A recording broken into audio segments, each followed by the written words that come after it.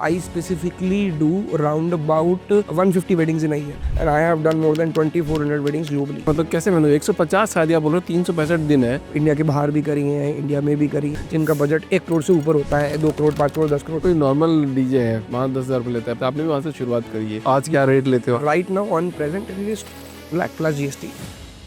गाना वही बजा रहा है, पार्टी चेंज है बस, फिर आप 4-5 लाख रुपए चार्ज कर रहे हो। बजने वही 100 गाने, सारा खेल आपकी ब्रांडिंग का है। जब आप वो वैल्यू बनाते हो, आपकी वैल्यू पे आपके नाम के पैसे मिलते हैं आपको। क्या 1 लाख रुपए में अच्छा एंटरटेनमेंट हो सकता है? 1 लाख रुपए जो पहले बेंचमार्क था ना कि 1 लाख रुपया, वो 1,10,000 के बराबर हो चुका है आज के लिए।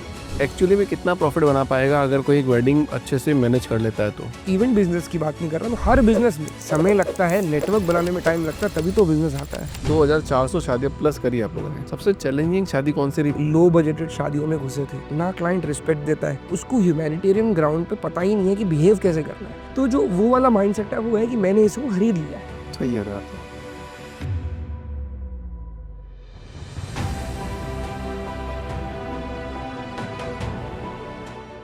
विनय सर, बहुत बहुत स्वागत है आपका द फाउंडर्स ड्रीम में। शुक्रिया, धन्यवाद। विनय सर, एक बात करते हैं आज बहुत गजब की। एक डीजे से एक बिजनेसमैन, लोगों को ऐसा लगता है, घर परिवार वालों को, जो डीजे बजाता होगा यार वो क्या काम कर रहा है यार ये। मतलब एक मेंटेलिटी बहुत, मेरे को ऐसा लगता है थोड़ी वीक है कि अगर बच्चा डीजे बजा रहा है, घर कहीं कुछ काम कर रहा है, तो शायद वो ऐसे ही काम कर रहा होगा। मतलब ये मेंटेलिटी के साथ है। आप एक डीजे से एक बिजनेसमैन, बड़ी बड़ी पार्टियां करना, शादी के माहौल में रंग जमाना, उस स्टेज पे पहुंच गए। पहले तो मैं आपकी थोड़ी सी जर्नी जानना चाहूँगा कि आप क्या करते थे, फिर जानना चाहूँगा माइंडसेट आपका शिफ्ट कैसे हुआ। क्या लोगों ने आपको क्रिटिसाइज किया उसकी वजह से हुआ, या खुद ही ने आपको ट्रांसफॉर्म कर लिया? So Abhishek ji, thank you for this podcast. तो मैं शुरू करता हूँ कि हाउ आई स्टार्टेड थिंग्स, कि हमने शुरू कैसे किया। सर, स्कूल के बाद ना अगले दिन से ही मैं शुरू हो गया था। कौन सी क्लास? 12th के अगले दिन ही, 12th के मतलब 12th का पेपर खत्म हुआ और अगले दिन से ही, और 10th क्लास में डिसाइड हो गया था कि मैं डीजे बनूंगा। डिसाइडेड? सब कुछ डिसाइडेड था पहले से, क्योंकि हम बचपन से आई वाज इनटू म्यूजिक। तो स्कूल के क्वायर में गाता था, स्टेट लेवल सिंगर था। फिर उसके बाद Indian classical vocal second year graduate, फिर तबला वगैरह ये सब मैंने सीखा। तो म्यूजिकली मेरा माहौल था। तो बट मुझे ये एक टाइप को मैं सोचता था कि मैं सिंगर बनूंगा। ठीक है, फिर जब मैंने कंपटीशन देखा सिंगिंग, इतने सारे सिंगर्स हैं और अभी हम उस लेवल के हैं नहीं कि हम compete कर सकें। तो एक प्रैक्टिकल डिसीजन था, बीइंग अ डीजे आप अपना करियर परस्यू कर सकते हो। तो 12th पास के बाद और शुरू किया, और ऑब्वियसली जैसे बोल रहे हो क्रिटिसिज्म, तो एक टाइम ऐसा आया कि पूरे घर वाले घेर के बैठे थे कि जैसे कि डिप्रेशन का माहौल है, ये क्या बात कर दी है। गोला बना के एकदम? गोला बना के, और ये घर वालों में, ये क्लोज घर वाले नहीं, कि जैसे मेरे जो घर में रह रहे हैं वो we were living in joint family. तो ये नहीं कि बगल वाले जो होते हैं, जो इधर से बुआ भी, उधर से ये भी, उधर से वो, तो सब बैठे हैं एंड एवरीबॉडी वाज कि ये हमारे खानदान का नाम खराब हो जाएगा। बीइंग अ डीजे की इमेज आती है, क्लब में लड़कियों के साथ बजा रहे हैं, शराबें चल रही है, ये चल रहा है। तो वो था कि तुम तो बस आए हो इसलिए, इससे बढ़िया। और मैं पढ़ाई में बुरा नहीं था, मैं पढ़ाई में भी अच्छा था। तो उनको था कि यार जब इतना अच्छा है तो पढ़ ले आगे, सब कुछ अच्छा चल रहा है, मार्क्स भी अच्छे हैं तो पढ़ ले। तो फिर मैंने अपने लिए कुछ मोहलत ली टाइम की, कि आप मुझे इतना टाइम दो प्रूव करके दिखाने के लिए कि जो मैं कर रहा हूँ सही कर रहा हूँ, इसमें कुछ गलत नहीं है। और हाँ, रही बात ये, जो कि एक इमेज बनी हुई है बीइंग अ डीजे, कि वो शराब पीते हैं, वो सब करते हैं, तो मैंने उसका प्रॉमिस किया कि मैं ये कभी नहीं करूँगा जीवन में, ये सब चीज़ें, अल्कोहल वगैरह। तो उन्होंने दिल पे पत्थर रख के तो थोड़ी परमिशन दी, और कुछ साल में धीरे-धीरे करते-करते प्रूव होता गया। ऐसी बात करी आपने आपके घर में? बिल्कुल, सर, ये बिल्कुल। बात करना ही बहुत बड़ी बात है, मैं आपको बता रहा हूँ विनय जी। लाखों लोग ये शब्द नहीं बोल सकते हैं। वो 3 इडियट वाला नहीं देखा मैंने कि मैं पापा से बात कैसे करूंगा। आज भी यही सिचुएशन है, हम 2025 में जी रहे होंगे, बिल्कुल, बिल्कुल। पर हमारी मानसिकता आज भी 2003-4 वाली, 1999 की है। बिल्कुल, बिल्कुल। अरे, इस मामले में थोड़ा-सा लकी मानता हूँ अपने आप को। जो मेरे पेरेंट्स हैं, वो दोनों ही ग्रेजुएट हैं। ग्रेजुएट से भी ऊपर एक ग्रेजुएट है, और दोनों ही वर्किंग थे। My mother was government servant, मेरे पापा का अपना बिज़नेस था।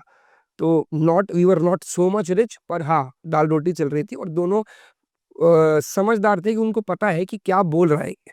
एक्सेप्टेंस थी उनमें बात सुनने की, वो वाले नहीं थे कि हमारे सामने बोला तो हम बेल्ट निकालेंगे। बचपन से ही कि हमें थोड़े से वैसे फ्री माहौल में थोड़ा पाला गया है। तो फिर मैंने समझाई लॉजिकली, अगर आप बात करते हो ना तो लॉजिकली जवाब किसी के पास है नहीं आगे से देने का। हाँ, अगर आप वो हवाबाजी करते हो कि मैं ऐसा कर दूंगा, अभी आज की डेट में जो कोई भी फाउंडर बोलता है मैं 1 साल में 1000 करोड़ बना लूंगा, वो इलॉजिकल रेलिवेंस वाला होता है। सही बात। वो सिर्फ एंथुजियाज्म होता है कि हम ऐसा कर लेंगे, वो ऐसा कर लेंगे। आप लॉजिकली समझाओ माइलस्टोन के हिसाब से। तो मैंने उनसे 1 साल मांगा कि मुझे 1 साल तो दो, मुझे सीखने दो, चीज़ें परस्यू करने दो। रिजल्ट नहीं आया जो आप बोलोगे वो करेंगे। और मेरी मदर की एक ही शर्त थी, सब कुछ है बट ग्रेजुएशन नहीं छोड़नी है, क्योंकि डिग्री पे ग्रेजुएशन दिखानी तभी शादी होगी। हाँ हाँ, ऐसा नहीं बोल सकते कि 12th पास है या ड्रॉप आउट है। और my mother was very clear कि कॉलेज नहीं जाना है। शी वॉज वेरी क्लियर कि तू चाहेगा भी कॉलेज जाने को तो हमारे पास उतने पैसे नहीं, हम कॉलेज भेजेंगे तुझे लेकिन कॉलेज नहीं जाना है, कुछ काम कर ले जीवन में और पैसा कमाओ, साथ साथ ग्रेजुएशन जो ओपन से होती है दिल्ली में, SOL school of open learning, आप कर सकते हो ग्रेजुएशन। तो आपने ये डीजे का काम जो है मतलब कैसे स्टार्ट किया, मतलब जैसे मतलब आपने क्या बोलते हैं कोई क्लब में जाके बजाना स्टार्ट किया या फिर डायरेक्टली शादी में आपने स्टार्ट कर आई दिया? Have taken a professional training, there are many institutes in India जो वाह रियली? डीजेइंग सिखाते हैं। और वाह। आज से नहीं है, बहुत साल, जब मैंने 2010 में सीखी थी तो उससे भी पहले से इंस्टीट्यूट थे, लोगों को पता नहीं था, एक्सपोजर नहीं था ना इतना। अब तो एक्सपोजर बढ़ता जा रहा है हर चीज़ का। तो मैंने प्रोफेशनली 3-4 महीने का कोर्स होता है तो कोर्स किया, मगर असली जर्नी शुरू होती है उसके बाद। वो कोर्स करके ऐसे नहीं है कि आप बहुत तगड़े डीजे बन जाते हो, you need to start from scratch only. फिर हमने गली में टेंटों से बजाना शुरू करा, अपनी डिग्निटी को यहाँ रख के, सेल्फ रिस्पेक्ट को यहाँ रख के। वो मैं क्यों बोल रहा हूँ, ऐसा नहीं कि बोलूँगा को सेल्फ रिस्पेक्ट ही है, बट जो लोग ट्रीट करते हैं ना आपको, आप सोचो गली में आपने 2-3 हज़ार का जो स्पीकर वाला डीजे लगवाया है, वहां पे कोई लड़का बजा रहा है, चाहे वो जितना मर्जी टैलेंट हो, उसको कोई वीआईपी ट्रीटमेंट नहीं मिलेगा। उसी को स्पीकर उठा के लाना है, उसी को फ्लोर लगाना है, उसी को बजाना है, उसी को लेके जाना है। So I started like that.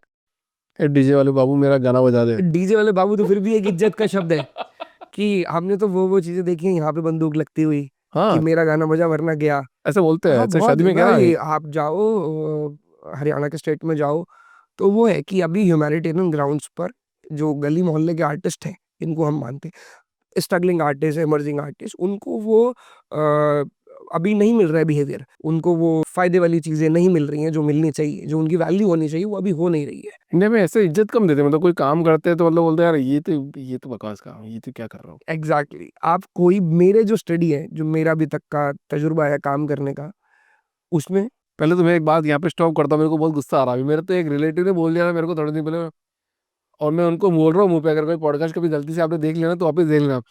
आप करते ही क्या हो, बातें ही तो करते बैठ के। मैंने कहा किसी सीएम के पास जाके बैठ के आधे घंटे का टाइम निकाल के बताओ। मैंने बोला जिस सिटी में आप रहते हो उसके महाराज के पास बैठ के आधे घंटे का टाइम निकाल के बताओ, तब जाके उनकी बोलती बंद हुई। आप मेरी बात कर रहे हो, बताओ। ऐसे हमको भी बहुतों की बोलती बंद करनी पड़ती है। तो बट मैंने जो अभी तक ये ऑब्जर्व करा ना, कोई भी काम करो जब तक वो छोटा काम है ना, छोटे लेवल पे उसको गालियां पड़ेंगी। सेम वो बड़ा हो जाएगा ना जब, तो फिर लोगों की बोलती बंद हो जाती है। आप कुछ भी ले लो, मल्टी लेवल मार्केटिंग ले लो, नेटवर्क मार्केटिंग, जब वो कोई भी बंदा, मैं ना उसके प्रॉस में हूँ, ना कॉन्स में हूँ, ना प्लस में हूँ, ना नेगेटिव में, मैं एक जनरल बता रहा हूँ। वो जब शुरू करते हैं अपनी टीम बनाना तो लोग गालियां बकते हैं, वो मर्सिडीज लेके घूमता है तो लोग कहते हैं वाह बढ़िया है। दूसरी चीज ले लो, एक वही चाय वाला कर रहा है, एक डॉली वाले को देख लो, बड़ा कर दिया तो लेवल अप हो गया, वो जा रहा है कोलैब कर रहा है, पेड डील्स उठा रहा है, सब चीज कर रहा है। तो इट इज लाइक, काम कोई छोटा बड़ा नहीं है, उसका जब आप लेवल बड़ा कर दोगे अपने आप इज्जत मिलनी शुरू हो जाएगी। और तैयार रहो, जब आपका काम छोटा है तैयार रहो गालियां खाने के लिए, कोई दिक्कत नहीं है। वो गालियां बुरी नहीं है, वही गालियां तो आगे लेके जाएंगी। राइट। हमने 500 रुपये में शुरू किया था डीजे बजाना। आज क्या रेट लेते हो? आज अभी it is right now on present it is plus GST for 2 hours। ज्यादा नहीं है, कम है? So this is अभी नॉमिनल चल रहा है ये। हाँ। And usually if I talk about whole year, I specifically do around about 150 weddings in a year 150 शादियां करते हो आप अभी? मिनिमम। मजाक कर रहे हो सर? कैसे कैसे करो, मतलब आप बताओ कितनी बड़ी टीम है, कैसे करोगे? नहीं, ये शादी करना क्या है, शादी में परफॉर्म करना क्या है। हाँ। सो एवरीथिंग इज मैनेज, मेरे मैनेजर्स हैं, सब चीज़ है, खुद की कंपनी है, बहुत चीज़ें प्लान आउट हो जाती हैं। So we take bookings pan India, कैसे इंडिया करते हो out of sir, India as well. मतलब कैसे मैंने 150 शादियां बोल रहे हो, 365 दिन है, और 100-365 मतलब दिन हर नहीं है। दूसरे दिन एक वो कितना काम नहीं नहीं, होगा? इसका मैं रेशो भी आपको समझाता हूँ, आप रेशो भी गलत लगा रहे हो। जो 350 दिन है ना, नवंबर से लेकर फरवरी तक मेजर वेडिंग्स होती हैं वेडिंग सीजन में। हाँ। तो 70 से 100 शादियां तो मैं नवंबर से फरवरी तक करता हूँ, बाकी जो बची 50 शादी वो ओवरऑल ईयर में। मैनेजमेंट स्किल सीखनी मेरे को, मतलब कैसे होता है, मतलब कैसे करते हो, मतलब कैसे बुकिंग कैसे होती है, फिर लोग कैसे जाते हैं, पूरा ये मैनेजमेंट का तरीका बताओ। मैं नहीं कर पा रहा हूँ, 150 लोग हैं मेरे पास कंपनी में, नहीं 150 लोग मैनेज नहीं कर पाता हूँ मैं। सो ये तो ऊपर वाले की कृपा है, इसमें हम कुछ नहीं कर रहे हैं, जो करवा रहे हैं वही ऊपर वाले करवा रहा है। नहीं बट स्किल्स तो रखती है ना सर, काम देखो थोड़ा बहुत तो करते करते ही आता है। अब देखो मुझे 14 साल हो गए, it's been 14 years and I have done more than 2400 weddings globally. तो इंडिया के बाहर भी करी हैं, इंडिया में भी करी हैं, और ऐसा कोई स्टेट कोई सिटी नहीं है जहाँ पे नहीं करी। You name of the city and I have been there. यार सर गजब कर दिया सर, मतलब वास्तव में रियली, मतलब आपने ना लाइफ चेंजिंग बात कर दी। मतलब एक छोटा सी इंसिडेंट शेयर करता हूँ, मैं किसी का इंटरव्यू लेता हूँ तो बोलता है कि सर ना मेरे को उस कंपनी में अब अपॉर्चुनिटी नहीं दिख रही, मैं उसको वही रिजेक्ट कर देता हूँ। आपने एक छोटे सी काम को डीजे से स्टार्ट लेकर आप इतनी शादियां करने से लेकर इतने इतने बड़े लेवल तक पहुंचना अपने आप में बड़ी डील है।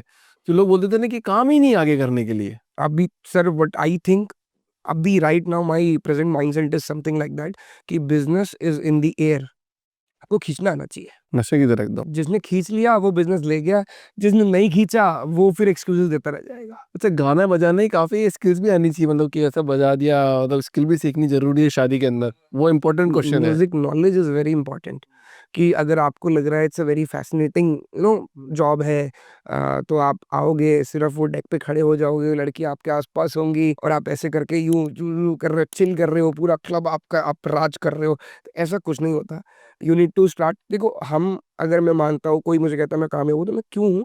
क्योंकि हमने, अगर आप कोई गाड़ी चलाना सीख रहे हो, आप जिस भी स्टेट से हो, जिस भी सिटी से हो, उसकी सबसे बिजिएस्ट रोड पे अगर आपने सीख ली, तो फिर तो बाकी हाईवे पे चलाना, इधर तो थोड़ा बहुत चलाना तो मजाक है। हम्म। तो वो हमने किया है। हमने जब गली मोहल्लों में जाके बजाया ना, जहां पर हमको सब कुछ सीखने को मिला, कि वहां पर आप एक क्लब में जा रहे हो, दो बाउंसर आपके साथ खड़े हैं, ठीक है, आपके पास कोई आ रहा है, जो मन कर रहा है बजा रहे हो, वो तो वहां से सीखेगा थोड़ी ना इंसान कुछ। सीखेगा वहां से जब गली में खड़ा है, एक बंदूक यहाँ लगी है, या गर्दन पे कोई हाथ पकड़ रहा है, या कोई गाली बक रहा है कि भाई मेरा नहीं लगा है तो तू गया, और आपको उसी 30 सेकंड में नचाना भी है, गाने भी बदलने हैं, उनको सेटिस्फाई भी करना है। तो वो जो डिफिकल्ट रोड्स थी ना, उन्होंने सब सिखाया है। और ट्रस्ट मी, अभी जो मैं वेडिंग्स प्ले करता हूँ, I I I am mostly into luxury weddings, जिनका बजट 1 करोड़ से ऊपर होता है, 2 करोड़, 5 करोड़, 10 करोड़, ये वाली वेडिंग्स होती है। इसके अंदर बजाना मजाक है as compare to those weddings जो वो गली में थी। क्योंकि यहाँ पर क्लाइंट तो हमारी रिस्पेक्ट कर रहा है, वैल्यू कर रहा है, उसने एज एन आर्टिस्ट बुलाया है, वो तो हम जो कर रहे हैं वो खुश है कि भाई yes yes I needed that artist, के आगे आप तो मैं नाचूंगा। वहां पर तो कोई तैयार ही नहीं था नाचने को। अच्छा एक बात बताओ कि जैसे कोई नॉर्मल डीजे है, 5-10 हज़ार रुपये लेता है, 15 हज़ार रुपये लेता है, आपने भी वहां से शुरुआत करी है, गाना वही बजा रहा है, पार्टी चेंज है बस, फिर आप 4-5 लाख रुपए चार्ज कर रहे हो। बिल्कुल बिल्कुल बिल्कुल, मैं वो एकदम क्लियर दे देता हूँ कि आपकी पर्सनालिटी, आपकी मार्केटिंग, आपकी ब्रांडिंग, आपकी पीआर काम करती है आपके लिए। ये मैं एडमिट करता हूँ कि ऐसा कुछ मैं अलग नहीं बजाता हूँ, और ये सारे डीजे के साथ है। आप किसी भी वेडिंग में चले जाओ, चाहे बड़ी से बड़ी वेडिंग में चले जाओ, बजने वही 100 गाने हैं, हाँ गाना वही बजना है, गाने वही बजने हैं। डीजे वाले बाबू मेरा गाना बजा दे। ओहो हो, इस तड़पावे सौदा खरा खरा, ठीक है, रम रम रम विस्की, लंदन टू मकदा, बजने वही गाने हैं। टेक्निकली देखा जाए तो ऐसा क्या है कि उसी चीज को बजाने की कोई 5 लाख रुपए देने को तैयार है और कोई 500 में काम कर रहा है। इट इज टोटली कि आपकी ब्रांड वैल्यू क्या बन रही है। सारा खेल आपकी ब्रांडिंग का है, ब्रांड वैल्यू का है। क्योंकि जब हम गली में बजा रहे थे, हमको कोई जानता नहीं था। फिर हमने सोशल मीडिया का यूज़ करा, अपनी नेटवर्क क्रिएट करा, पैन इंडिया काम करना शुरू करा, चाहे शुरू में कम पैसों में काम करा, हमारी अपनी वैल्यू बनाई। जब आप वो वैल्यू बनाते हो, आपकी वैल्यू पे आपके नाम के पैसे मिलते हैं आपको। अब मान लो कल को मैं एक टिपिकल एक छोटा-सा कोई डांस ट्रूप है, जिसका कोई नाम नहीं है, मैं उसको बुलाता हूँ अपनी शादी में परफ़ॉर्म करने के लिए, वो डांस करके जा रहा है। दूसरी चीज़, मैं रणवीर सिंह को बुलाता हूँ डांस करने के लिए। हो सकता है जो डांस ट्रूप है वो रणवीर सिंह से ज़्यादा अच्छा डांस कर ले, पर पैसा किस चीज़ का है? नाम का। तो सारा खेल नाम का है। अगर आपने अपना नाम बना लिया तो आपको बहुत, मतलब लोग ये बताते नहीं, इट इज़ इंडस्ट्री सीक्रेट जिसे बोला जाता है सब कुछ, और यही है यार, सार यही है। ब्रांडिंग का गेम है सारा। बिज़नेस का सारा खेल है। आप कोई भी ब्रांड का नाम लो, जिसके चावल आते हैं बोरियों में, क्या वो अलग से उगा रहे हैं कुछ? वही है ऐसे। वही है, पन्नी अलग है बस। सारा खेल पन्नी का है। सबसे बढ़िया गाना कौन सा होता है जिसमें सब नाचते हैं? जब भी आप फँस जाओ, हाँ। आँख बंद कर कर के सुखवीर का ओहो हो इस तेरा तड़पावे। मतलब ये वो है, रामबाण होते हैं ना, ब्रह्मास्त्र है। हाँ। मतलब आप चाहे साउथ इंडिया चले जाओ, चाहे नॉर्थ इंडिया चले जाओ, चाहे ईस्ट इंडिया, चाहे वेस्ट इंडिया, चाहे अबू धाबी चले जाओ, चाहे दुबई चले जाओ, चाहे बैंकॉक चले जाओ, चाहे ऑस्ट्रेलिया चले जाओ, चाहे यूएस चले जाओ, कहीं पर भी आप शादी में फंस जाओ, इंडियन ऑडियंस की बात कर रहा हूँ। अच्छा, मिडिल क्लास फैमिली को लगता है विनय जी कि यार 1 लाख रुपए में तो अच्छा डीजे सब कुछ लाना एंटरटेनमेंट पॉसिबल नहीं है। क्या 1 लाख रुपए में अच्छा एंटरटेनमेंट हो सकता है? ये एक सवाल बहुत एक आपने ना जैसे बोलते हैं ना दुखती रत पकड़ लिया हमारी। So before getting into this question, I have my company right now. It's a wedding entertainment company. So we are expert in planning entertainment. The company name is the vibe studio. मेरा stage name है DJ vibe, project vibe के नाम से। तो vibe is the main की, तो उसी से निकल के मेरी कंपनी आती है, the vibe studio. So we are into planning and specifically planning entertainment for wedding. तो एंटरटेनमेंट का पार्ट क्या होता है? साउंड, लाइट, बड़ा स्टेज, बड़े बड़े सेटअप्स। उसके बाद आता है आर्टिस्ट जो भी उस पे परफॉर्म करेगा, ये सब चीजें। तो अगर हम इस जोन में बात करते हैं ना, आप मुझे बताओ, 1 लाख रुपए में क्या होता है आज की डेट में? बाइक आती है, फोन आता है, एक्टिवा भी नहीं आती सर। एक्टिवा भी नहीं आती। तो सबसे पहले पूरे इंडिया से मेरी ये दरख्वास्त है कि सबको एक चीज समझनी चाहिए कि 1 लाख रुपए जो पहले बेंचमार्क था ना, कि 1 लाख रुपया, वो 1,10,000 के बराबर हो चुका है आज के डेट में। ये समझना बहुत जरूरी है। क्योंकि आप कोई भी एक, जब इतना बड़ा सेटअप लगेगा, उसका साउंड भी आएगा, लाइट भी आएगा, वो एक जगह से दूसरी जगह ट्रक में ही आएगा ना। एक जगह से दूसरी जगह ट्रक में आने जाने का भाड़ा 20,000 रुपये बनता है। उसकी लेबर लगती है, इतनी सारी लेबर लगती है। आज की डेट में अगर आप लेबर की बात करोगे ना, कॉस्टिंग की, 8 घंटे के हिसाब से लेबर लगती है, और 1,000 रुपए की एक लेबर आती है। इतने बड़े सेटअप पे आपको 20 लेबर चाहिए, तो 20, 30, 35 हजार की तो लेबर आती है। ये है आजकल का जो है। तो 1 लाख रुपए में ग्रैंडनेस नहीं आ पाती कभी भी। नहीं आ पाएगी किसी में। ग्रैंडनेस की बात करें, हाँ, काम चलाना है, नकली साउंड लगाना है, देर आर मेनी कैटेगरीज जिसमें इवेंट बटे होते हैं। देखो, इंडिया में 33 करोड़ शादियां होती हैं, हर कोई तो ग्रैंड नहीं होती। हर किसी में डीजे लग रहा है, हर किसी में लोग नाच रहे हैं, डीजे सब में लगेगा बस। डीजे सब में लगेगा। हमारा तो छोटा लगे बड़ा लगे पर सब में लगेगा। 33 करोड़ बोला तो 33 करोड़ में लगेगा। 33 करोड़ में ही लगेगा।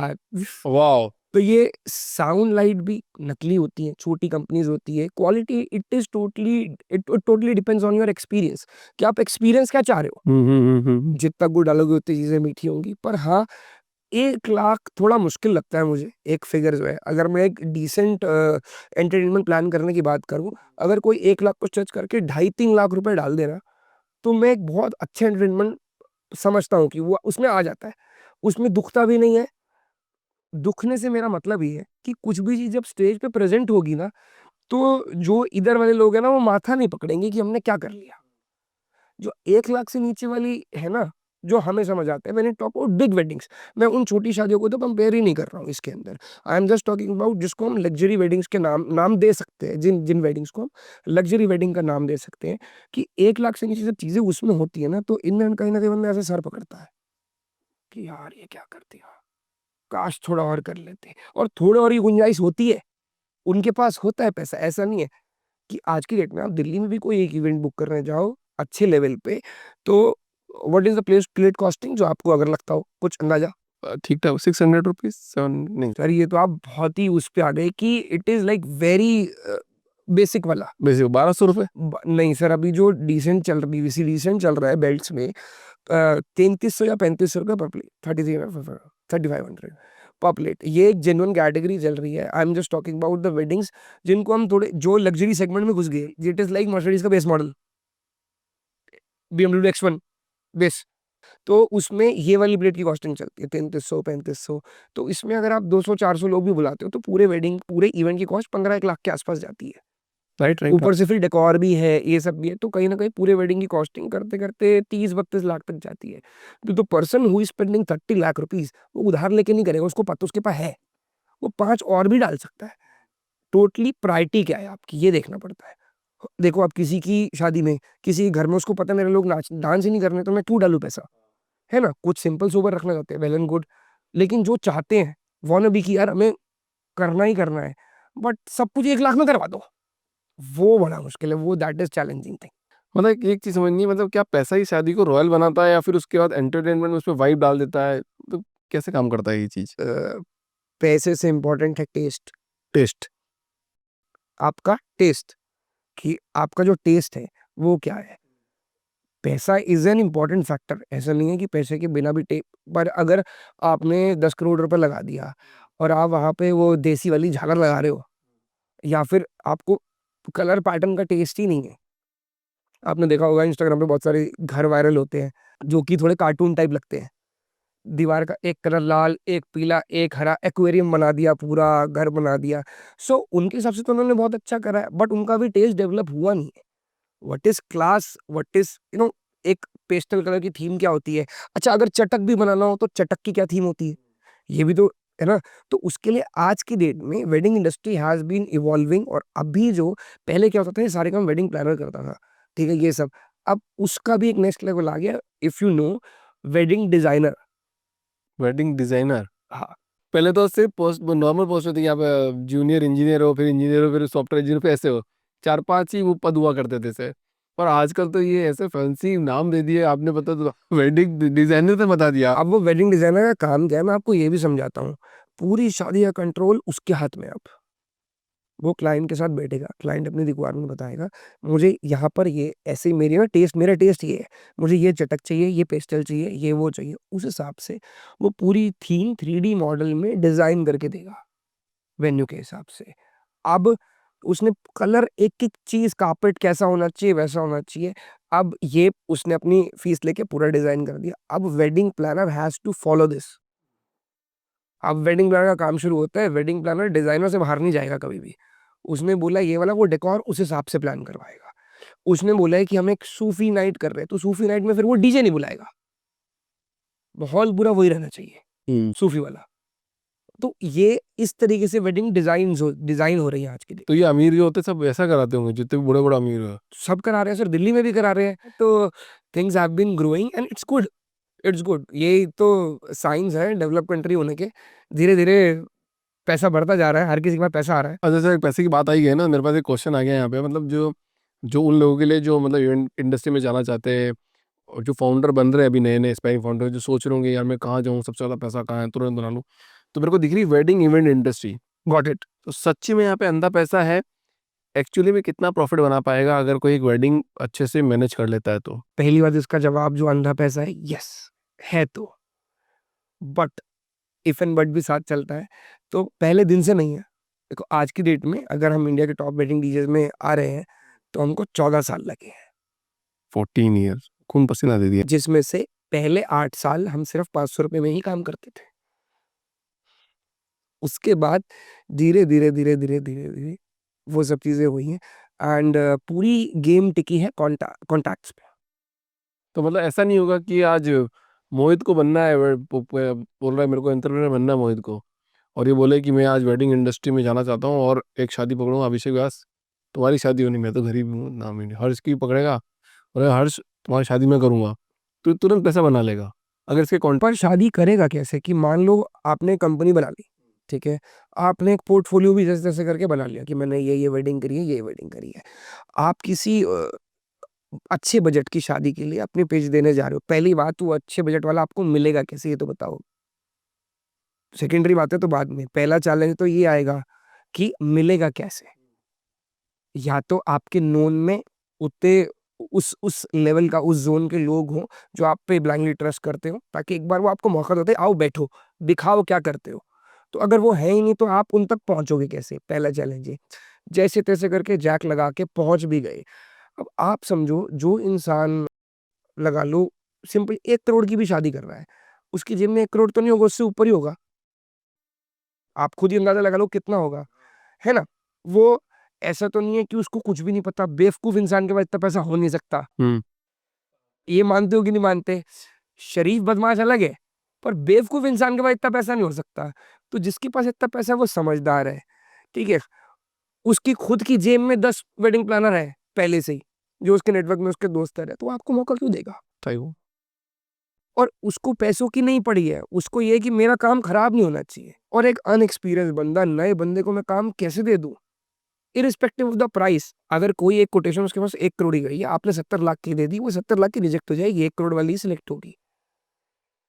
आसान तो नहीं है। Now it's not about the money. मैंने बहुत सारी रील्स देखी है, आइए अपना इवेंट मैनेजमेंट का बिजनेस शुरू करते हैं, कुछ 2 लाख रुपए लगेगा, इवेंट मैनेजमेंट का बिजनेस शुरू हो जाएगा, आप कर लो, 2 क्या 20 लगा लो, पर हर ये मेरा इवेंट बिजनेस की बात नहीं कर रहा मैं, हर बिजनेस में समय लगता है, नेटवर्क बनाने में टाइम लगता है, तभी तो बिजनेस आता है। मैंने जी मूवी भी देखी थी ना, बैंड बाजा बारात, बिल्कुल। तो वो क्या सब वैसे ही टुम है क्या? तब तो मैं इससे लेना देना नहीं था, मतलब इतना रुझान नहीं था इवेंट इंडस्ट्री में, बीइंग अ डीजे ही काम कर रहे थे। पर देखो जो उस मूवी में दिखाया ना, वो प्रैक्टिकली तो पॉसिबल नहीं है। कोई आप सोचो, वो जो गली की उन्होंने शुरू में शादी करी, ठीक है, 1.5-2 लाख में पूरी शादी करी, that is not practically possible. वो मूवी बनाने के लिए करा है। और उसके बाद मूवी करते ही, मतलब एक शादी करते ही उन्होंने ऑफिस खड़ा कर लिया, तो ये ऑफिस खड़ा कर तो सीधे बड़ी बड़ी शादियां करने लग गए। वो पिक्चर तक ही अच्छा है, और उस पिक्चर को देख के बहुत लोगों ने अपनी इवेंट कंपनी शुरू करी, और जितनी जल्दी शुरू करी उतनी जल्दी बंद भी करी। मेहनत लगती है। मैं जितने भी फाउंडर ना, एस्पायरिंग फाउंडर जो पॉडकास्ट देखते हैं, समझते हैं, अभी शायद किसी को इंडस्ट्री स्टार्ट करनी होगी तो अगर हमारा पॉडकास्ट देखेगा तो उसको समझना है कि मेहनत तो करनी पड़ेगी। कर्म के बिना तो कुछ रखा ही नहीं है। पैसा नहीं आएगा, अर्ली पैसा नहीं आएगा। जैसे चोरी चकारी करोगे तो आ जाएगा, बट मेहनत करोगे, ढंग से काम करोगे तो नहीं आएगा। अच्छा सर, मेरे को बताओ ना, आपकी कंपनी में क्या स्पेशल है ऐसा, मतलब क्या आप क्या करते हो, बट लोगों को क्या दोगे आप लोग? सो व्हाट, जब भी कोई हमारे पास आता है ना फॉर वेडिंग, जैसे मान लो 3 दिन की डेस्टिनेशन वेडिंग है, so we are expert in planning entertainment, specifically entertainment. So entertainment में ना हम आर्टिस्ट से शुरू करते हैं। सो हमारे पास खुद की आईपीज हैं, खुद के कॉन्सेप्ट्स हैं जो स्टेज पे हमने लॉन्च करे हुए हैं। There are many bands, DJ based concepts हमने करे हुए हैं, in in terms of DJ के ही टाइप में हमने यूनिवर्स क्रिएट कर रखा है पूरा 10 चीज़ों का। वो है, उसके अलावा लाइव बैंड्स भी हैं, सूफी भी। तो जितने भी हमारे आर्टिस्ट हैं ना, वो सब एक्सक्लूसिव है हमारे साथ। वो हमारे अलावा कोई और दे ही नहीं सकता। मतलब डायरेक्ट जाऊंगा तो नहीं देंगे मेरे को? डायरेक्ट जा भी नहीं सकते ना। Everything is controlled by I company, so they have signed a memorandum जिसमें कि हमने उनको लॉन्च करा है। तो हमने अ, उनको back to back pan India shows करवाए हैं, इंटरनेशनली भी करवाए हैं। तो इस पॉइंट ऑफ व्यू से हमने पूरी चीज़ें लॉन्च करी हैं। तो अगर कोई एक एंटरटेनमेंट प्लान करता है अपनी वेडिंग का, तो सबसे पहले हम आर्टिस्ट लॉक करते हैं कि आपको आर्टिस्ट क्या चाहिए, आपकी रिक्वायरमेंट क्या है। कि आपको एक ग्रैंड सेटअप चाहिए, डीजे के साथ बहुत सारी चीज़ें चाहिए, या सिर्फ़ एक सोलो डीजे चाहिए, या फिर एक छोटा परकशनिस्ट भी डाल सकते हैं साथ में। उसके बाद क्या है कि आपको एक लाइव बैंड चाहिए, और आजकल संगीत नाइट जैसे होती है, सबसे ज़्यादा स्कोप उसमें होता हाँ राइट। है संगीत नाइट में। तो एक संगीत नाइट में 2-2 3-3 आर्टिस्ट भी होते हैं। सबसे पहले सेलिब्रिटी, या फिर सबसे पहले एक बेसिक बैंड, उसके बाद एक सेलिब्रिटी, फिर एक डीजे, ये भी चलता है।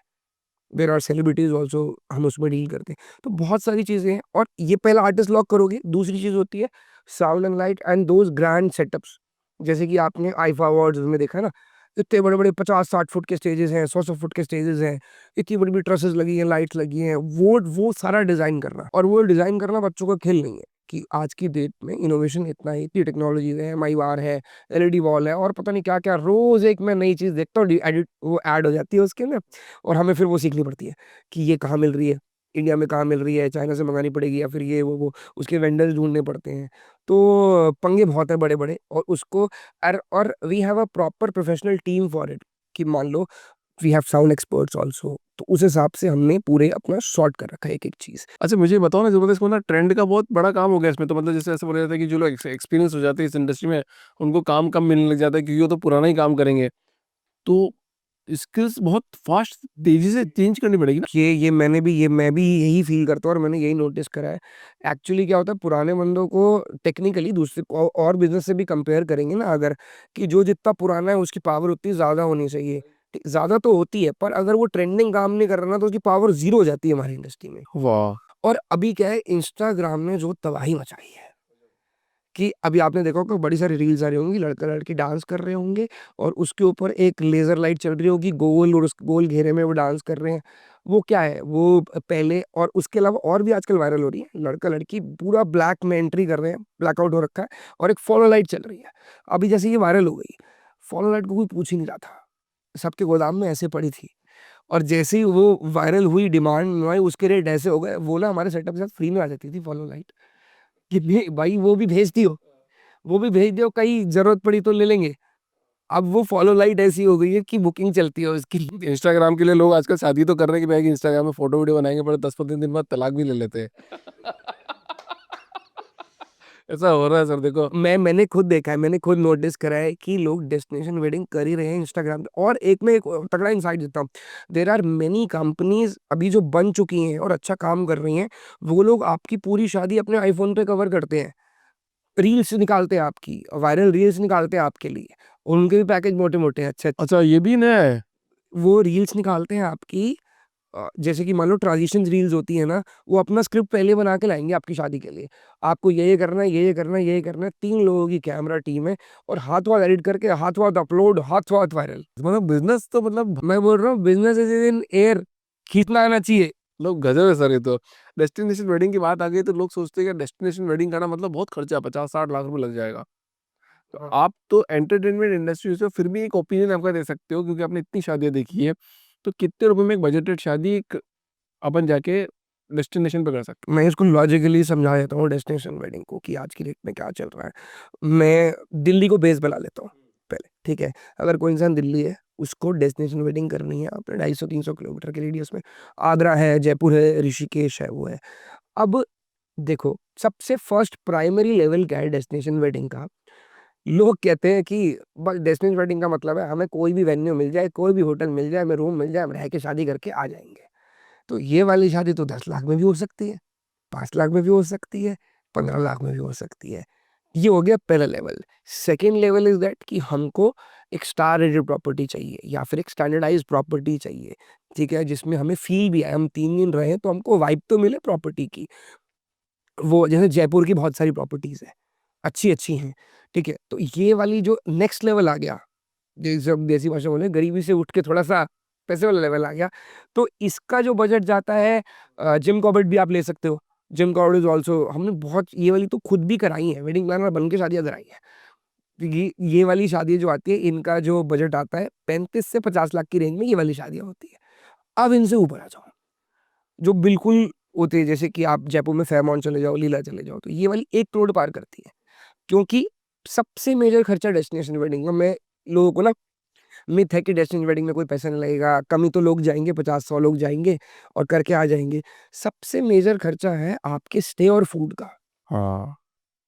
आप फेयरमाउंट जैसा होटल लेते हो जिसके एक कमरे का रेंट है 25,000 रुपये, 30,000 रुपये, आप 3 दिन के लिए ले रहे हो, और वो भी सारा होटल बुक कर रहे हो। आप सोच लो क्या एक्सपेंस जाएगा, और 3 टाइम का खाना, तो क्योंकि कमाई खाने से वो बाहर से समझ रहे हो, ब्रेकफास्ट वो देंगे, वो पूरा पैकेज बना के देंगे। अगर आप केटर घुसाओगे, अपना अपना केटरिंग घुसाओगे, तो उसमें भी पंगे, या तो एक्स्ट्रा चार्ज लेंगे, what ever the amount is. तो वो ही बिलिंग आपकी 1 करोड़ 70 लाख ऐसे चली जाती है। अब सिर्फ खाली हॉल में तो नहीं कर लोगे, when we come to 5 star properties, everything is customized. अगर आप एक छोटा बैंक्वेट पकड़ते हो, जहाँ पे जैसे आपने बोला 600 रुपये प्लेट है, उसमें आपको कुछ भी नहीं कराने की जरूरत है, उनका डेकोर हो रखा है, डीजे लगाया, आपने जाके शादी करके पर प्लेट दे के पैसा दे के आ गए। But when we go to these property, सब कुछ कस्टमाइज है, आपको डेकोर पूरी खुद से करवानी पड़ेगी थीम के साथ, राइट। एंटरटेनमेंट खुद प्लान करना पड़ेगा सारा, ये सब चीज़ें प्लान करनी पड़ेगी। और इवन एंटरटेनमेंट इंडस्ट्री में टैक्सेस भी हैं, मतलब टैक्सेस इन द सेंस कि गवर्नमेंट के जो टैक्सेशन है, पीपीएल नॉवेक्स वगैरह, ये सब लगता है। क्या लगता है, कौन सा? ये म्यूजिक लाइसेंसेस होते हैं, जैसे कि हम टीसीसी गाने यूज कर रहे हैं, वीनस के गाने यूज कर रहे हैं, ठीक है। तो आपको जैसे मान लो आपने 5-6 लाख का भी डीजे लगवा लिया ना, तब भी जान नहीं छूटेगी, वो टैक्स आ जाएगा। 1 लाख रुपए का ये पीपीएल लाइसेंस लाइसेंस लगते हैं, 5 स्टार प्रॉपर्टी गवर्नमेंट मांगती है, कैसे मांगी? ये रूल्स है। आपने जाके बजा दिया, कौन पूछ रहा है? भाई 5 स्टार मांगेगा ना आपसे, फाइव 5 स्टार को तो पता है ना आपके यहाँ वेडिंग का फंक्शन है, एक्सेप्ट दैट वेडिंग डेट। हाँ। वेडिंग के लिए है कि नहीं, आपको जरूरत नहीं है लेने की, पर कॉकटेल फंक्शन है, रिसेप्शन फंक्शन है, जिस दिन शादी नहीं हो रही है, आपने डीजे बुलाया, गाने बजेंगे ना, टिप्स के गाने बजेंगे, वीनस के बजेंगे, टी सीरीज के बजेंगे, इन सब के बजेंगे, तो पीपीएल नॉवेक्स ये सब लाइसेंसेस लगते हैं। लाइसेंस देने पड़ेंगे आपको? ये तो गजब, मेरे को पता ही नहीं था। ये तो ये जितनी भी स्टार रेटेड प्रॉपर्टीज है ना, जो 5 स्टार्स मानते हैं, 4 स्टार मानते हैं, आप जाओ पता करो, जो भी कोई वेडिंग करता है ना, वो शायद वो पहले नहीं बताते, बाद में बम फोड़ते हैं ये ताकि। और नॉर्मल लोकल में आपका? हाँ, नॉर्मल लोकल में नहीं होता, स्टार रेटेड प्रॉपर्टीज में अलायंसेस हैं ये वाली सारी। और गजब। और ये भी, इसके भी बहुत सारे मेरे पास पड़े हैं, गवर्नमेंट के ऑर्डर्स आए थे कोर्ट्स के कि ये वैलिड नहीं है, उस पे still there is a debate. तो आपको परेशानी होती है? इज ऑफ डूइंग बिजनेस है। होती है, बहुत परेशान। टेंशन मतलब हम थोड़ा साथ देंगे। इसमें एक बात बता रहा हूँ मैं, एक एक्ट लाने की बात कर रहा हूँ, सीए अकाउंटेबिलिटी एक्ट की।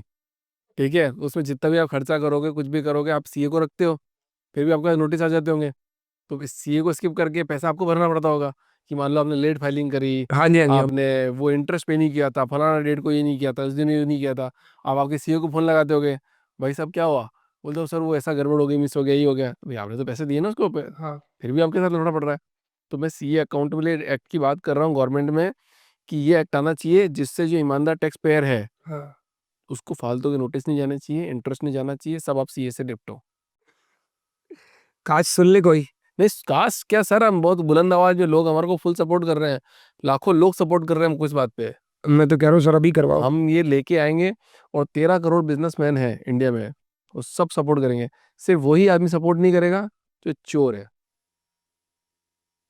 सर एक बात बताओ, ये सन डाउनर में क्या ऐसे ही हाँ, कुछ नाम है? सनडाउनर एक वेडिंग्स। तो इतने इतने नाम आ गए आजकल, पता ही नहीं पड़ रहा है, तो मेडिकल की दुकानें लग रही मेरे को साहब। ये कौन सी वेडिंग है सर? सर बेसिकली होता क्या है कि लोगों ने कुछ चीज़ें शिफ्ट करी हैं। जैसे कि रात की वेडिंग होती थी पहले, हर कोई रात की कर रहा था। तो अब क्या है, अगर आपके पास एक ब्यूटीफुल डेस्टिनेशन है, जैसे कि पहाड़ों में है, उसके अलावा आपके पास एक डेस्टिनेशन है गोवा के बीच पे, आप वेडिंग कर रहे हो, तो गोवा के बीच पे अगर आप अर्ली मॉर्निंग वेडिंग करोगे, वो प्रैक्टिकली हम हमारे लिए तो पॉसिबल नहीं है, क्योंकि रोज रात को लोग पार्टी कर रहे हैं, संगीत का फंक्शन चल रहा है, सुबह तो सोएंगे सब, और इतनी जल्दी सुबह उठ के इतना सब तैयार कौन होगा, ये सब होगा। तो उससे बचने के लिए सबने एक बढ़िया प्यारा चीज़ निकाली है। और जब आपकी वीडियोस भी बनती हैं, तो सोचो आपका दूल्हा दुल्हन का मंडप लगा है, वरमाला हो रही है, पीछे फ्लावर शावर चल रही है, बहुत सारी चीज़ें चल रही हैं, और आपके पीछे बैकग्राउंड में कोई डेकोर नहीं हो रखी है, लेकिन पहाड़ है और आपके पीछे समुंदर है। सो यहाँ से कॉन्सेप्ट शुरू होता है सनडाउन और वेडिंग का, कि आप नेचर को यूज़ करो ना। अब नेचर को बेस्ट यूज़ करने का टाइम कौन-सा है? सुबह हमारे लिए प्रैक्टिकली पॉसिबल है नहीं, वरना साउथ इंडियन में जाओ, टिपिकली जो शादी होती है वो सुबह-सुबह होती है, अर्ली मॉर्निंग। अगर आप दोपहर को गर्मी है, तो शाम से शुरू करेंगे और रात तक लेके जाएँगे उस वेडिंग को। जो आपके फेरे हैं, वो दोपहर से आपकी दूल्हा-दुल्हन की एंट्री, वरमाला वगैरह, जब थोड़ा-सा सूरज ढलने वाला होता है, वहाँ धूप खत्म होती है, मतलब गर्मी थोड़ी कम होती है, वहाँ से शादी शुरू होती है। और जब सूरज ढल रहा है, सूरज भी दिख रहा है, पहाड़ भी दिख रहे हैं, बीच भी दिख रहा है, ये वाला ज़ोन आ रहा है, तो उस पे आप फेरे करते हो। और उसके बाद धीरे-धीरे पार्टी जब रात हो जाती है, तो वही पार्टी रिसेप्शन बन जाती है और संगीत वो नाइट शुरू हो जाती है। क्या तो बात। This is sundowner wedding. और हमने एक स्पेसिफिकली अपनी आईपी लॉन्च करी है, that is the overseas project. हाँ वो है ही सनडाउनर वेडिंग के लिए। उसमें क्या है, एक डीजे है। अब डीजे का काम है डांस कराना, तो उसमें वो डांस नहीं हो रहा है, डांस का ज़ोन नहीं है, he is playing overseas music सारा, टेक्नो, और थोड़ा बहुत फ्यूज़ करके बॉलीवुड टेक्नो, उसके साथ we have fused few instruments, flute, tabla, sitar, violin, harmonium. तो म्यूज़िक चल रहा है इंटरनेशनल, और उसपे लिटिल बिट थोड़ा बहुत इंडियन फ़ील आ रही है। तो ये हमने एक लॉन्च करा है, और इसकी अभी तक हमने कोई ऐसे प्रमोशन नहीं करी है, और it is selling like anything. Her sundowner wedding overseas project माँग रहा है। और उसके बाद हमने एक चीज़ और है उसमें, मिर्च मसाला लगाने के लिए ऐड कर दी है, कि फीका-फीका ना जाए, ये फिलर की तरह ना बने। ब्राइड एंट्री, ग्रूम एंट्री, जयमाला वरमाला हम लोग अपने स्टाइल से करवाएँगे म्यूज़िकली। कोई स्पेशल मोमेंट, कुछ स्पेशल चीज कराई आपने? बहुत करवाई है, जैसे एक वी कोई वी स्पेशल जो वी हैव आपको सबसे डन। अच्छी लगती हो? इसी में ओवरसीज़ में, ओवरसीज़ की हाँ बात कर रहे ओवरसीज के अंदर, हैं। राइट। ओवरसीज़ में हमने अभी रिसेंटली एक वेडिंग करी, जिम कॉर्बेट में, there is a very beautiful resort, cellular resort, उसके अंदर। सो ब्राइड का डिमांड था कि हमको ना वैसे वाली दिन शगना दी वाली, ये वाली एंट्री नहीं करनी। So you suggest a song, ठीक है? और मुझे साउथ इंडियन म्यूज़िक बहुत पसंद है, तो हमने उसको सजेस्ट करा, एंड उन्होंने हेड्स अप दिया।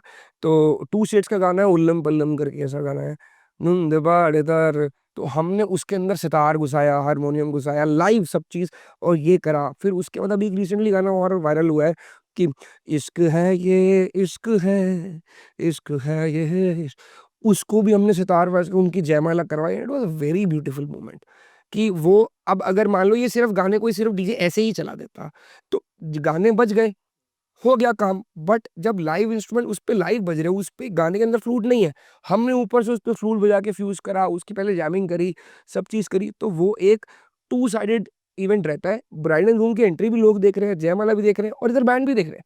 यार एफर्ट तो लग रहा है यार, चीज़ें तो हुई हैं, म्यूज़िकली साउंड चीज़ें हैं, बहुत प्रैक्टिस करा हुआ काम है। तो इस तरीके से we are changing the game of wedding entertainment, कि नए-नए कॉन्सेप्ट लॉन्च करके, जो आज की डेट में जो जनरेशन की नीड है। अब आज की डेट में आप दिल्ली एनसीआर की वेडिंग्स या फिर मुंबई की वेडिंग्स, कब आपने वो 20 साल पुराना ऑर्केस्ट्रा चलता है कहीं पे? जो कि फिर हेरा-फेरी में वेरी वेरी, वो तो कॉमेडी वर्ज़न है, पर ऐसे ऑर्केस्ट्रा होते थे ना, आज की डेट में कोई बुला रहा है? समय के साथ जो नहीं बदलेगा वो जाएगा मार्क। राइट। और अभी हम जो चीजें दे रहे हैं वो समय के हिसाब से ही है। तो सर ये तो वेडिंग इंडस्ट्री की बात होगी, सबकी बातें होगी, मुझे बात हो 2400 शादियां प्लस करी आप लोगों ने। सबसे चैलेंजिंग शादी कौन सी रही पहली तो, और आपको क्या सीखने को मिला? क्योंकि बिजनेस बनाया आपने तो लर्निंग तो बनती है। बिल्कुल सर, चैलेंजेस तो सबसे छोटी शादियों में ज़्यादा थे, बड़ी में कम होते हैं, क्योंकि ये क्लाइंट बड़े अच्छे होते हैं बड़े वाले। इनको ब्रीफिंग, इनको सब पता है कि क्या चाहिए क्या चाहिए, दे नो देयर विजन ना, उनको क्या चाहिए। और अगर आप टाइम से वो चीज़ डिलीवर कर दो तो कोई दिक्कत नहीं है। दिक्कत वहाँ आती है जहाँ पर एक्सपोजर नहीं है लोगों के पास और उनको सही है चाहिए सब। और स्पेसिफिकली जब हम बिल्कुल ही लो बजटेड शादियों में घुसे थे, एज अ डीजे भी, एज अ कंपनी भी, तो वहाँ पर ना ना क्लाइंट रिस्पेक्ट देता है, ना उसको उसको ह्यूमैनिटेरियन ग्राउंड पे पता ही नहीं है कि बिहेव कैसे करना है। ये हमारे पूरे इंडिया की प्रॉब्लम है। हम अगर किसी से कोई भी काम करा रहे हैं, लेट्स सपोज आप एक प्रेस वाले से कपड़े प्रेस करवा रहे हो, तो माइंडसेट ये है मेजॉरिटी ऑफ द इंडियंस का, और मेजॉरिटी गरीब है, रिच तो कम ही है ना। तो जो वो वाला माइंडसेट है वो है कि मैंने इसको खरीद लिया है, सही है रहा तो। अब मैं इससे कुछ भी किस भी लेवल पे जा सकता हूँ कि अरे वो बंदा अपना घर चला रहा है, कुछ भी कर रहा है, अपने हक का कमा रहा है, तो एक तो पहली बार आपको तू भी बोलने की हिम्मत कैसे हुई किसी से? आप करके बात करो, या फिर उसको काम से नहीं हुआ तो बता दूंगा। हमने ऐसी बहुत सारी वेडिंग, आप सोचो मेरा वर्स्ट एक्सपीरियंस ये है, जगह तो बोलो तो मैं डिस्क्लोज करता हूँ, दिल्ली की है, नागलोई। तो हम गली में गए, गली की शादी बिल्कुल, जिसमें कि दो स्पीकर लगे हैं और वो है, और गांव के लोग हैं, ठीक है। तो वो पूरी डील ही लगा लो 3,000 की है, या फिर ऐसे वाले छोटा, बिल्कुल छोटा काम है। तो छोटा काम इन टर्म्स ऑफ मनी। तो मैं खड़ा हूँ वहाँ पर, सब चीज़ है, और मेरी तबीयत बहुत खराब है, मतलब 103 बुखार है, लूज मोशन भी हो रखे हैं, सब चीज़ें, और मुझे बीइंग अ डीजे प्ले करना है सब चीज़ें। अब वहाँ पर मैंने सिर्फ इतना बताया कि मेरी तबीयत खराब है, मैं आपका वॉशरूम यूज़ कर सकता हूँ, सिर्फ मेरी 103 बुखार है, मुझे लूज मोशन लगे, I need to go to washroom, फिर मैं प्ले कर दूंगा। नहीं, ऐसे तो मना थोड़ी करते हैं सर, साफ मना। इतने इंसेंसिटिव लोग तो नहीं यार। देयर है, आर पीपल, साफ मना, मना कर दिए नहीं जान नहीं देंगे, जा सकते। तो आप छोड़ के चले जाते हैं, बोला नहीं जाने तो। सर जब आप बिल्कुल स्ट्रगलिंग वाली स्टेज में हो ना, तो ये थॉट आता भी नहीं है दिमाग में कि छोड़ के चले जाओ, क्योंकि अभी आप मॉनेटरी वाइज उतने फाइनेंशियली उतने स्ट्रांग नहीं हो, ठीक है, या फिर आपको बहुत करोड़पति के बैकग्राउंड से हो। ये एटीट्यूड तब आता है जब आपके पास पैसा आ जाता है, हाँ। उससे पहले एटीट्यूड लाना बड़ा मुश्किल है, क्योंकि आप काम के लिए भूखे हो उस टाइम पे। आपको कोई भी काम मिलेगा आप करोगे, और पैसा आपको जोड़ना है, सब चीज़ करनी है और वर्थ प्रूव करनी है अपनी। तो वहाँ पर जैसे तैसे करके आपको टाइम काटना होता है बस। और यही मैंने देखा है, जितने भी डीजेस हैं गली मोहल्ले में, उनके साथ बहुत बुरा बिहेवियर होता है। या फिर अगर आप बिल्कुल ही स्मॉल स्केल का इवेंट मैनेजमेंट कर रहे हो, जैसे कि वो सिर्फ थोड़ी मटके वाली एंट्रियाँ कर रहे हैं, वो कर रहे हैं, तो लोगों का बिहेवियर बड़ा खराब है। तेरे एक भाई, अच्छा कोल्ड पायरोज हमारे इवेंट में आपने देखा होगा, अनार जलते हैं वो, ठीक है, वो आपने स्टेज पे 50 अनार 30 अनार लगा दिए, एक नहीं जला। अरे भाई मशीन है, मरने से पहले इंसान भी ठीक ही होता है। म- इंसान आपका हमारा पता है कब टाइम बोल जाए, अगले सेकंड का नहीं पता। अब वो एक जल गया, उसको भाई साहब ऐसा जलील करते हैं कि या वो कोई जानबूझ के क्या खराब करेगा अपनी चीज को या आपके इवेंट को, या तो हो कि सारे ना जले हो, एक नहीं जलता तो पकड़ के ऐसा जलील करते हैं और पेमेंट काटनी शुरू। तो दिस इज व्हाट, जो बिहेवियर मैंने देखा है अभी तक, जो ये चैलेंजेस मेरे आए हैं। और जब से हम टॉप मोस्ट वेडिंग्स में आए, ऐसे कोई चैलेंज है ही नहीं वहाँ पे। वहाँ के चैलेंजेस अलग है। वहाँ के क्या चैलेंजेस? वहाँ के चैलेंजेस हैं कि जो आपने बोला है वो डिलीवर हो जाना चाहिए टाइम पर, बस। जहाँ आपने वो हुआ, तब उनकी मार अलग से, उनकी the people who are into money, more money, तो उनकी मार ये शब्दों वाली नहीं है। पैसा कोई नहीं काटता उनमें से, पर पॉइंट है जो अगला बिजनेस मिलना है ना, वो खत्म हो जाता है। वो और खतरनाक है। वो बहुत ज्यादा खतरनाक है। वो बिन बोले वाली चोट जो है ना, वो ऐसी दुखती है कि मुझे, जैसे कोई इवेंट मेरे से फ्लॉप हो गया, हाँ। एज अ डीजे भी, एज अ कंपनी भी, हम मैंने फ्लॉप कर दिया, मुझे समझ आ गया यार कि नहीं बनी बात यहाँ पर, कि हम नहीं डिलीवर कर पाए। तो जो उसका एक्सप्रेशन है ना, वो बता देगा कि अब उसके घर में मेरी एंट्री दोबारा कभी है नहीं। बिजनेस का एक रूल है, बिजनेस का रूल ये है सर कि अगर कोई क्लाइंट आपके साथ काम कर रहा है, तो अच्छे क्लाइंट, नॉर्मल क्लाइंट, तो अगर वहाँ पे चिल्ला रहा है, बात कर रहा है, यार ये कि नहीं किया, ऐसे कर दे, वैसे कर दे, ये कर दे, वो कर दे, इसको ठीक कर दे, तो इसका मतलब he is more interested to working with you, वो आपके साथ काम करने में इंटरेस्टेड है। बट अगर वो चुप हो गया, कम्युनिकेशन जहाँ स्टॉप हो गया आपका क्लाइंट के साथ में, भाई लाइफ की खतरनाक लर्निंग है बिजनेस की जो मैंने सीखी है। मतलब कि अगर क्लाइंट ने आपसे बात करना बंद कर दिया ना, आप समझ लेना कि वो गया, बस वो कभी नहीं आएगा वापस आपके पास। तो आप समझ लेना कि आपने कुछ गड़बड़ करी है, अब आप उससे सॉरी बोल लो, कुछ बोल लो, कुछ बोल लो, कुछ फर्क नहीं कम्युनिकेशन पड़ने खत्म, वाला। बात खत्म हो गई एंड है। सेम विद अस, जैसे हमारे बहुत सारे वेंडर हैं, तो हम भी अभी यही फॉर्मूला अपनाते हैं कि जब तक मैं उसको समझाऊंगा कि तूने गलती करी, ये करा वो करा, इट्स बेटर कि चुपचाप पेमेंट दो, काटा मारो, आगे बढ़ो। अच्छा एक बताओ, आप फाउंडर ऐसे बताओ कि सही में अगर किसी को बिजनेस स्टार्ट करना हो, क्योंकि आप फाउंडर्स ड्रीम में आए हो, और फाउंडर्स को बताना पड़ेगा कि अगर इस इंडस्ट्री में आना है, इस बिजनेस में, इस मतलब इस इंडस्ट्री में आके तबाही कर देनी, मचा देना एकदम, और खूब पैसा वैसा कमाओगे, तो क्या फॉलो करना चाहिए उसको?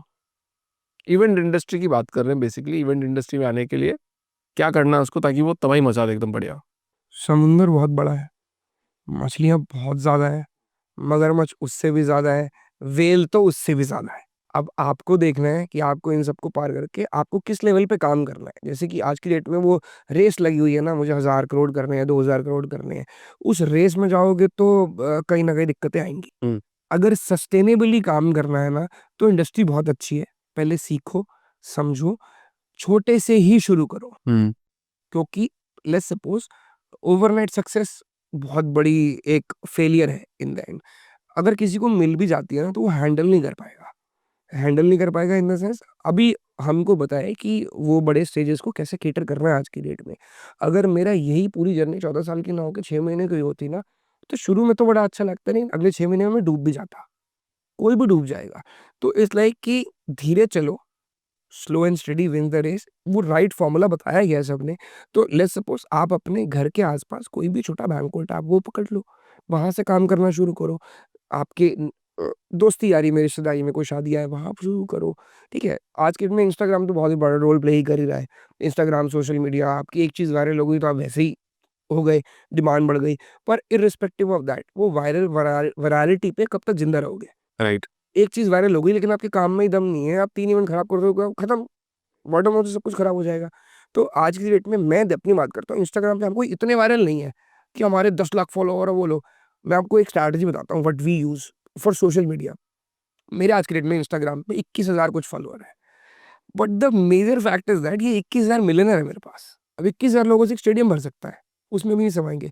बट ये सारे BMW बेंटले वाले हैं। तो भीड़ इकट्ठी मत करो सोशल मीडिया के चक्कर में, कि कुछ भी ऐसे देखा ना, कॉमेडी कंटेंट बना के अपने उससे मत भटको। अगर आपका इवेंट का बिजनेस है तो इवेंट इंडस्ट्री से रिलेटेड चीजें रखो, उसके अंदर सब कुछ रखो, और वही एम्पैनलमेंट हो जाओ किसी भी प्रॉपर्टी के साथ। बात करो जाके, बात करने से तो काम होगा। स्टार्ट फ्रॉम स्मॉल, 6 महीना, 1 साल स्मॉल पे काम करो, छोटे मार्जिन पे काम करो, और समझो कि काम कैसे हो रहा है, चैलेंजेस कैसे हो रहे हैं। जैसे आपने बोला 150 लोगों की टीम, वो मैनेज करना तो सीख लो। राइट। पता लग रहा है रात को आपकी रातों की नींद ही हराम हो गई। बड़ा काम तो पकड़ लिया है, वहां से वहां पुलिस ने ट्रक पकड़ लिया तो साउंड का, वहां से डेकोर वाले का ट्रक पकड़ लिया है। सर ये होता है, कितनी बार होता है। राइट।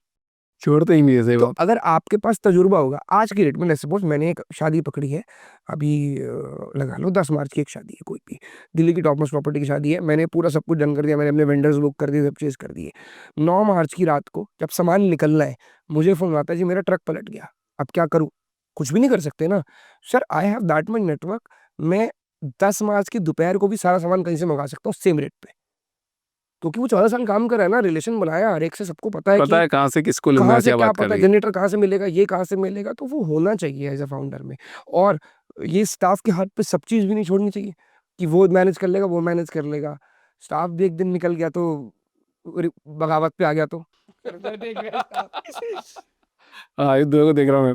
राइट। बट स्टाफ ऐसे जाता नहीं है, अगर फाउंडर अच्छा है तो स्टाफ कभी भी एक झटके में तो कभी भी नहीं जाएगा। बात थोड़ी ठीक कर दी आपने। अच्छा मेरे को बात बताओ, इस पॉडकास्ट का एक आखिरी सवाल आपसे आज, हाँ, पूरे 14 साल की जर्नी में सबसे बेस्ट लर्निंग क्या है? तीन, इंडस्ट्री को छोड़ के, बट लाइफ की लर्निंग क्या है आपकी? पैसे के पीछे मत भागो, शांति की नींद ज्यादा इंपॉर्टेंट है पैसे से।